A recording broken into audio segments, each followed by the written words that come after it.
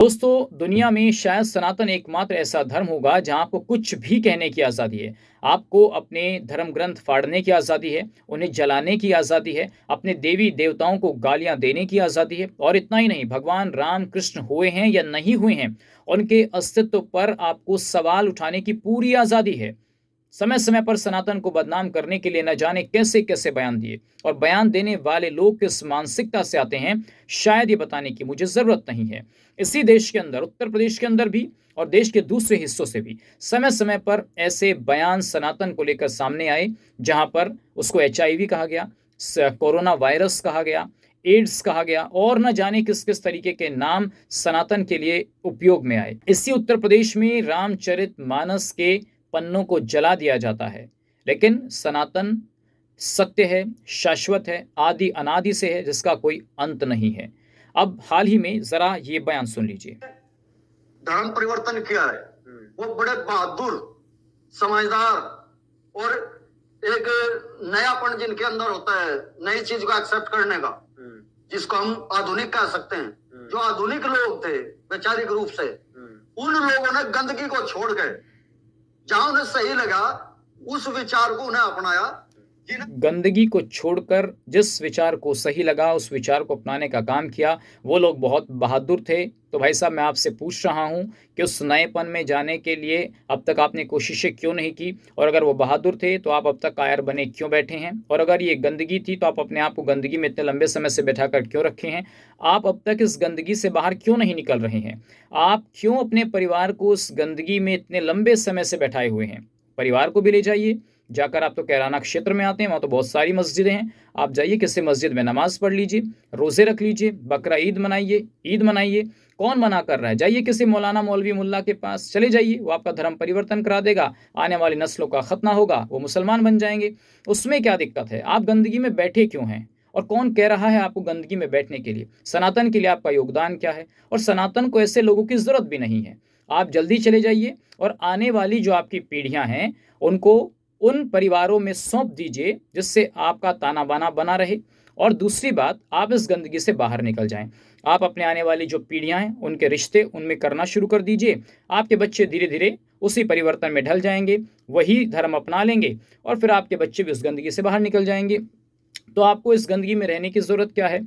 और सवाल ये है कि अगर आप भारत में भी नहीं रहना चाहते, आप बहुत बड़े सनातन विरोधी हैं और दूसरे लोगों के पक्षधर हैं, आधुनिक चीज़ों के पक्षधर हैं, आप चाहते हैं कि कुछ नया उन लोगों ने किया, आप बड़े बहादुर बनना चाहते हैं, तो बहुत आपके लिए ऑप्शंस पूरी दुनिया में खुले हुए हैं।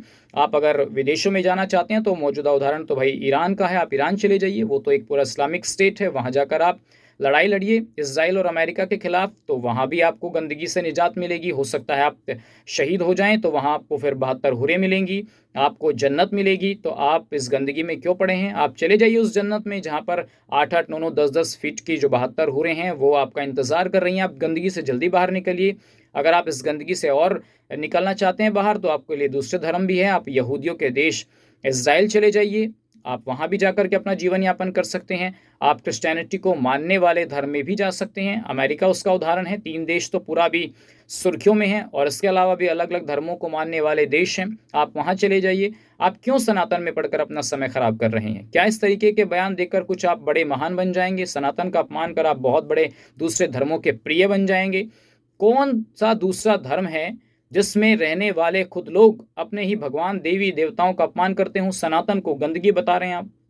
बताइए मुझे, कौन से धर्म में रहने वाले लोग, क्या इस्लाम को मानने वाले लोग, एक ठेली रेडी लगाने वाला और एक मुल्ला मौलवी आलिम पढ़ा लिखा, क्या अपने धर्म के प्रति ऐसी भावनाएं रख सकता है? क्या सिख समाज के लोग अपने धर्म के प्रति ऐसी भावनाएं रख सकते हैं? जैन, बौद्ध, पारसी, क्या अपने धर्म के प्रति वो उस तरीके की भावनाएं रख सकते हैं? नहीं रख सकते। अगर इस्लाम में ऐसी भावनाएं रखी तो सर तन से जुदा हो जाएगा। लेकिन ये सनातन ही है जिसमें रहकर आप भगवान राम कृष्ण पर कहेंगे कि हम पूछ रहे हैं कि भगवान हुए थे कि नहीं हुए थे? बताओ, महाभारत का युद्ध कहाँ हुआ था? रामायण कब हुई थी? ये सब फर्जी है। ये सिर्फ यही है, रामायण की पंक्तियां जला दी जाती हैं, रामचरितमानस फाड़ दिया जाता है इस देश में। और मैंने अभी बताया कि किस किस नाम से सनातन को समय समय पर पुकारा गया, उसका अपमान हुआ।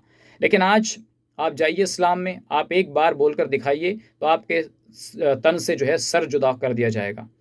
आप सनातन में रहकर इस तरीके के बयान क्या सस्ती लोकप्रियता को लूटने के लिए कर रहे हैं, या फिर आपको पहले पढ़ाया जाता है कि आपको सनातन का ऐसे अपमान करना है, क्या इस तरीके से आपको पढ़ा करके बैठाया जा रहा है?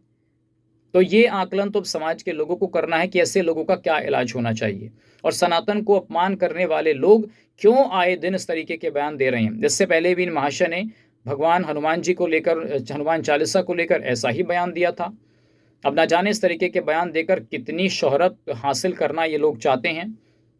मिलने वाला कुछ नहीं है। आपकी विचारधारा, आपकी मानसिकता इन बयानों से साफ झलकती है कि आप एक विशेष एजेंडे के तहत काम कर रहे हैं। आप उन लोगों के हाथों की टूल किट बनकर काम कर रहे हैं जो इसी कैराना में सनातन को नेस्तनाबूद करने की पहले भी कोशिशें कर चुके हैं। हिंदू स्कूलों को किस तरीके से बंद कराया गया कैराना में, उस सबको पता है, और किस तरीके से हिंदू व्यापारियों को या और तरीके से सनातन या उसको मानने वाले लोगों का दमन करने का काम पिछली सरकारों में हुआ है। किसी से छिपा नहीं है।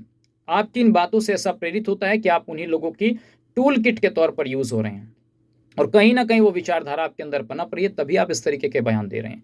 अब समाज और सनातन के लोगों को तय करना है कि ऐसे लोगों को क्या जवाब मिलना चाहिए।